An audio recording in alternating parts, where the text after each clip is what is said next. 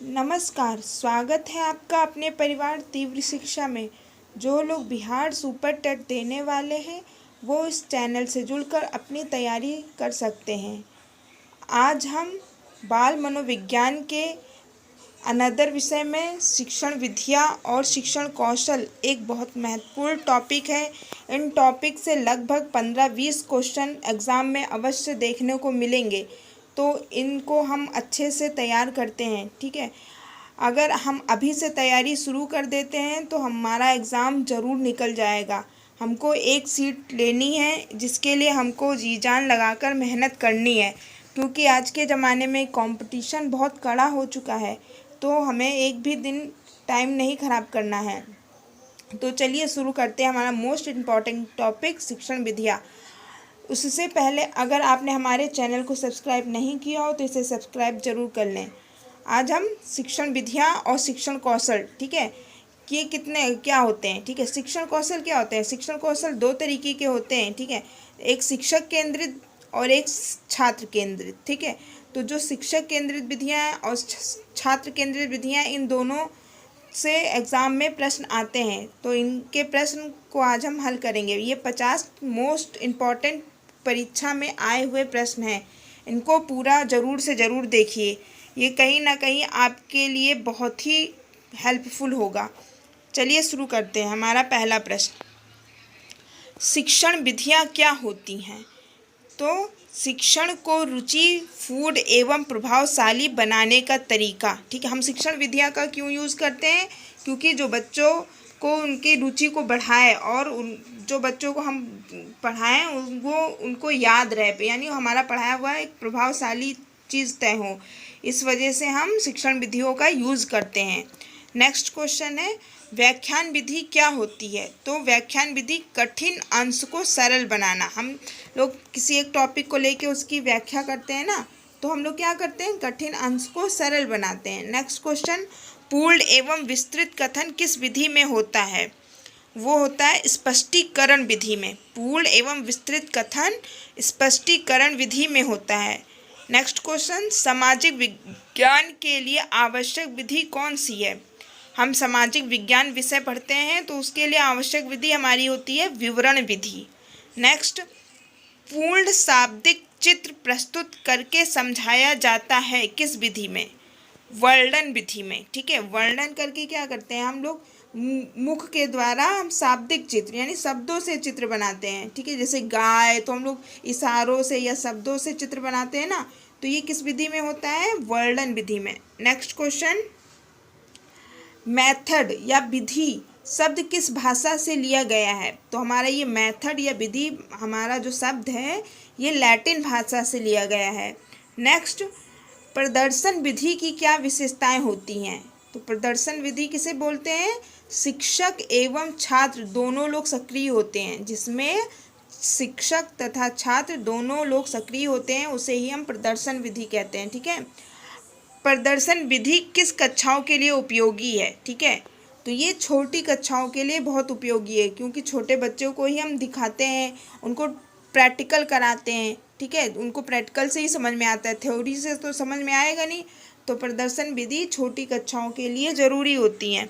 Next, शिक्षण कौशल छात्रों के सीखने के लिए सुगमता प्रदान करने के विचार से संपन्न की गई संबंधित शिक्षण क्रियाओं या व्यवहारों का समूह है। यह कथन किसका है। ठीक है, फिर से पढ़ते हैं हम, शिक्षण कौशल छात्रों के सीखने के लिए सुगमता प्रदान करने के विचार से संपन्न की गई। ठीक है, यह संबंधित कथन शिक्षण क्रियाओं या व्यवहारों का समूह है। तो ये किसने बोला, डॉक्टर वीके पासी ने। नेक्स्ट, कक्षा कक्ष में अपने शिक्षण को प्रभावशाली बनाने को क्या कहते हैं। वही हमारा शिक्षण कौशल है। ठीक है, कक्षा कक्ष में अपने शिक्षण को प्रभावशाली बनाने के तरीकों को शिक्षण कौशल कहते हैं। शिक्षण कौशल की क्या विशेषताएं होती हैं। तो प्रक्रिया एवं व्यवहार संबंधित, जो हम शिक्षण कौशल क्या करते हैं, हम उसमें कुछ ना कुछ क्रिया करते हैं और व्यवहार करते हैं। ठीक है, यही हमारा क्या है, शिक्षण कौशल है। ये इसकी विशेषता होती हैं। नेक्स्ट क्वेश्चन, शिक्षण कौशल प्रभावशाली बनाते हैं। किससे हमारा शिक्षण कौशल प्रभावशाली होगा? जब हम शिक्षण प्रक्रिया का यूज़ करेंगे, यानी शिक्षण विधि का यूज़ करेंगे, तो इससे हमारा शिक्षण प्रभावशाली होगा और बच्चों के समझ में आएगा। नेक्स्ट क्वेश्चन, भाषा शिक्षण हेतु उपयुक्त विधि कौन सी है? भाषा शिक्षण हेतु कौन सी विधि है? कहानी युक्ति। ठीक है, हम बच्चों को कहानी जब हम सुनाते हैं तो वो कई भाषाओं को सीख जाते हैं। मतलब भाषाओं में जैसे कोई वर्ड है, अब आ गया कुल्हाड़ी, अब उनको वैसे दिखाया तो नहीं कुल्हाड़ी किसे कहते हैं, लेकिन वो कहानी सुनते हैं या उस पिक्चर को भी देखते हैं तो उनको समझ में आ जाता है कि हाँ इसी को कुल्हाड़ी कहते हैं। तो भाषा शिक्षण हेतु उपयुक्त विधि कौन सी है? कहानी युक्ति। आगे, विद्यालय पर्यटन सबसे पहले किस शिक्षा शास्त्री की देन है? ये किसने दिया सबसे पहले? विद्यालय पर्यटन, यानी कि बच्चों को पर्यटन के द्वारा सिखाया जाना। ठीक है, पर्यटन यानी घुमा फिरा के, ठीक है, वहाँ के प्रेजेंट स्थिति में ले जा करके उनको सिखाया जाना, ये किसका देन है? प्रोफेसर राय। नेक्स्ट, स्पष्टीकरण युक्ति का प्रयोग किस विषय के लिए विशिष्ट रूप से होता है? सामाजिक विज्ञान में हम स्पष्टीकरण विशिष्ट रूप से करते हैं। नेक्स्ट, किस शिक्षा में पर्यटन सबसे अधिक सहायक है? भूगोल शिक्षण में पर्यटन सबसे अधिक सहायक है। ठीक है, भूगोल शिक्षण, जो हम कोई चीज़ हमको दिखानी हो तो हम वहाँ पे प्रेजेंट करा करके, जो भौगोलिक स्थिति कैसी है हमारी, समुद्र की या नदियों की स्थिति कैसी है, तो अगर हम उनको पर्यटन के द्वारा शिक्षण कराएंगे तो उनको जल्दी समझ में आएगा। तो किस शिक्षा में पर्यटन सबसे अधिक सहायक है? भूगोल शिक्षण में। नेक्स्ट क्वेश्चन, खेल विधि के लिए क्या आवश्यक है? तो खेल विधि के लिए हमें स्वतंत्रता, रचनात्मकता और मानसिक शक्तियों का विकास, ये सभी चीज़ें आवश्यक है। नेक्स्ट, प्राचीन काल में कौन सी विधि चिकित्सा से संबंधित थी? वो थी अवलोकन विधि। अवलोकन मतलब देखना, ठीक है, यानी चिकित्सा से संबंधित थी। तो किसी का इलाज करना तो होता था तो लोग देखकर ही करते थे ना, तो अवलोकन विधि प्राचीन काल में चिकित्सा से संबंधित थी। नेक्स्ट, प्रश्न आदत कौशल के बाहर समस्त शैक्षिक क्रिया की कुंजी है, यह कथन किसका है? पार्कर का। ठीक है, प्रश्न आदत कौशल के बाहर समस्त शैक्षिक क्रिया की कुंजी है, पार्कर ने कहा। आगे, प्रश्नोत्तर विधि से किसका संबंध है? यह अन्वेषण, अनुसंधान, तर्क। प्रश्नोत्तर विधि से किसका संबंध है? अन्वेषण विधि का, अनुसंधान और तर्क का। आगे, निदानात्मक परीक्षण का क्या अर्थ होता है? तो निदानात्मक परीक्षण का अर्थ जो बालकों की त्रुटियों और कमजोरियों का पता लगाना, इसे हम निदानात्मक परीक्षण कहते हैं। आगे, बहुश्रेणी शिक्षण विधि किस स्तर से संबंधित है? बहुश्रेणी शिक्षक विधि वो प्राथमिक स्तर से संबंधित है। बहुश्रेणी का मतलब बहुत सारे शिक्षण तरीकों का यूज करके, ठीक है, प्राथमिक कक्षाओं में पढ़ाया जाता है। आगे बढ़ते हैं, क्रियापरक आधारित शिक्षण विधि है, कौन सी है? हमारी प्रोजेक्ट विधि, किंडरगार्टन की खेल विधि। ठीक है, ये क्रियापरक यानी करके सीखना वाली विधि है। आगे, क्लार्क ने शिक्षण कौशलों की व्याख्या किस सन में की थी? तो क्लार्क ने शिक्षण कौशलों की व्याख्या 1970 में की थी। नेक्स्ट, बिकमिंग बेटर टीचर आ मैक्रो टीचिंग अप्रोच, ये किसकी पुस्तक है? ये डॉक्टर BK पासी की। कौन सी पुस्तक? बिकमिंग बेटर टीचर आ माइक्रो टीचिंग अप्रोच, ये डॉक्टर BK सिंह की पुस्तक है। बार बार पढ़िए ताकि आपको याद हो जाए, ठीक है, क्योंकि टाइम बहुत है और GS आ रहा है इस बार एग्ज़ाम में 100 मार्क्स का। 100 नंबर आपका GS और 50 नंबर का बाल मनोविज्ञान, CDP, शिक्षण कौशल, ये सब हैं। तो GS में भी आप लोगों को काफ़ी मेहनत करनी पड़ेगी। तो GS तो थोड़ा टफ है, GS बहुत लेंथी भी है कि कौन सा क्वेश्चन कहाँ से उठा लिया जाए, लेकिन ये जो बाल मनोविज्ञान है इसमें आप लोग कम से कम 50 में 50 नंबर लाने की पूरी कोशिश करिए, क्योंकि इसका टॉपिक लिमिटेड है और कुछ चीज़ों को आप पढ़ लेंगे जैसे शिक्षण विधियाँ, शिक्षण कौशल, यहाँ से तो 15-20 नंबर के क्वेश्चन ज़रूर उठाए जाते हैं। आप किसी भी स्टेट के एग्ज़ाम को उठा के देख लीजिए, चाहे UP का सुपर टेट हो या राजस्थान का हो, ठीक है, तो आप लोग इसमें ज़रूर सफल होंगे अगर इसको अच्छे से पढ़िए। आगे बढ़ते हैं, पाठ योजना का प्रथम बिंदु क्या है? प्रस्तावना प्रश्न। ये हमारा प्रथम बिंदु है, ठीक है। अब प्रस्तावना प्रश्न का संबंध किससे है? हम लोग प्रश्न करते हैं ना क्लास में जाते ही, तो ये हमारे पूर्व विज्ञान से हम बच्चों का पता लगाते हैं ना कि बच्चों को पहले से कितना आता है, ठीक है, उनको क्या पता है, हमको कहाँ से पढ़ाने की ज़रूरत है, तो ये हमारा प्रस्तावना होता है, ठीक है। आगे, प्रश्न सबसे अच्छा उत्तेजक है, यह किसका कथन है? प्रश्न सबसे अच्छा उत्तेजक है या कॉल्विन का कथन है। आगे, अधिगम का अर्थ क्या होता है? सीखना। इसके आगे बढ़ते हैं। वह शिक्षण प्रतिमान किसने बनाया जिसमें अध्यापक का स्थान कंप्यूटर ने ले लिया? अब ये किसने बनाया? डैनियल डेविस ने, ठीक है। आगे, कंप्यूटर का विकास कब हुआ? तो 1877 में कंप्यूटर का विकास हुआ।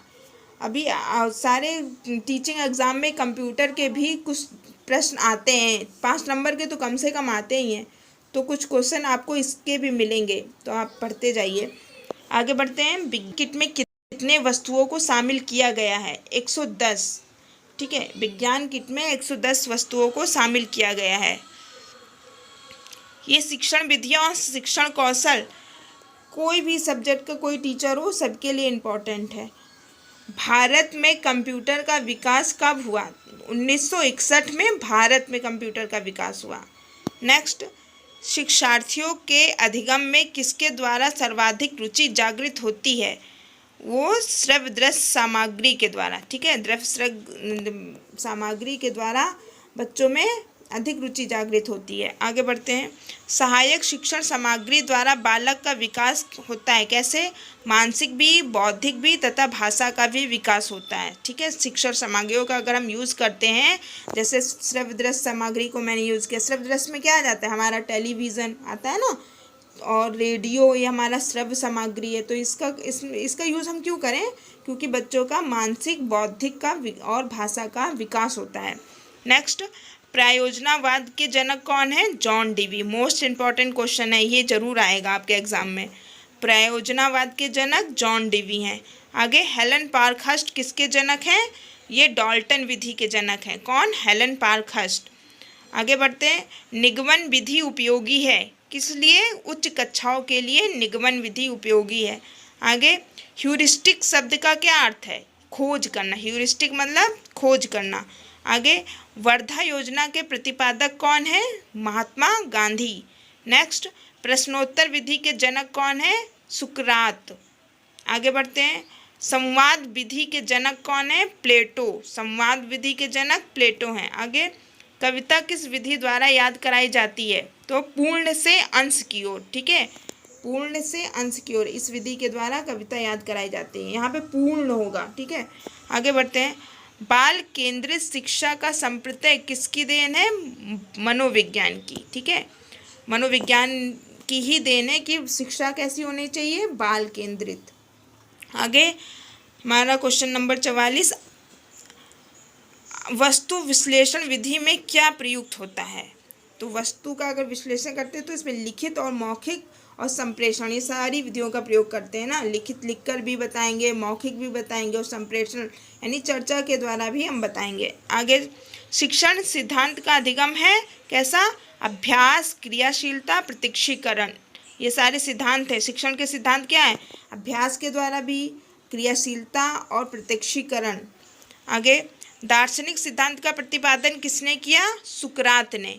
नेक्स्ट, इसमें एक कथन है। पहला कथन क्या है? शिक्षक किस प्रकार का व्यवहार करते हैं, वैसा व्यवहार क्यों करते हैं, और पोस्ट पर क्या प्रभाव पड़ता है, मतलब उस पर क्या प्रभाव पड़ता है। ये किसका कथन है? गेज का। शिक्षक किस प्रकार का व्यवहार करते हैं और वैसा व्यवहार क्यों करते हैं, इस पर क्या प्रभाव पड़ता है, या कथन गेज का है। नेक्स्ट, स्थूल से सूक्ष्म की ओर शिक्षण सूत्र को अन्य किस नाम से जाना जाता है? उससे हम मूर्त से अमूर्त की ओर भी कहते हैं। स्थूल से सूक्ष्म कहो या मूर्त से अमूर्त की ओर। नेक्स्ट, गेस्टाल्ट मनोविज्ञान पर आधारित शिक्षण सूत्र कौन सा है? वो है पूर्ण से अंश की ओर। नेक्स्ट और लास्ट हमारा क्वेश्चन है, किस सूत्र का संबंध आगमन विधि से है? वो है विशिष्ट से सामान्य की ओर। इस तरीके से आप लोगों को शिक्षण कौशल और शिक्षण विधियों के लगभग 500 प्रश्न करा दिए जाएंगे। तो आप जी जान लगा के अपनी तैयारी में जुट जाइए और टाइम तो बिल्कुल भी ख़राब ना करिए। सिलेबस तो मई के अंत में ज़रूर आएगा, लेकिन जो चीज़ें पेपर में आनी ही आनी है उनकी तैयारी आप अभी से करिए। बाकी सिलेबस आएगा तो फिर और हम उसको और अच्छे से पढ़ लेंगे। चलिए, धन्यवाद।